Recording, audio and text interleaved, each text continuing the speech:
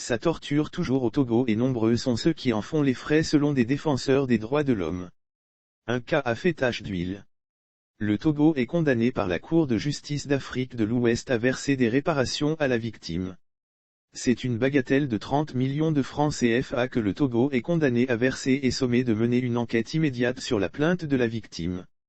Tout le malheur de Madame S, c'est d'avoir participé à des manifestations politiques. Cette commerçante de 40 ans, selon le CACI et l'Organisation mondiale contre la torture, OMCT, est arrêtée par des agents des forces de l'ordre le 7 septembre 2017. La suite pour cette mère de 4 enfants, c'est des actes de torture et des mauvais traitements que lui ont infligés les forces de police. Cette condamnation de l'État togolais résonne chez les défenseurs des droits de l'homme comme une victoire pour la victime, mais aussi pour le groupe d'intervention judiciaire SOS Torture qui a mené ce combat juridique. Depuis 2011, précise-t-il, c'est la 7e fois que le gouvernement togolais est rappelé à l'ordre par les instances internationales pour des cas de torture et de mauvais traitements.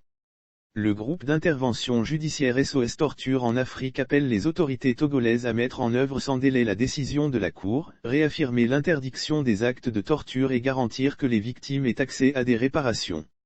Aussi, invite-t-il le Togo à déclarer explicitement dans le code pénal que les actes de torture sont répréhensibles et engagent la responsabilité des auteurs et de leurs complices.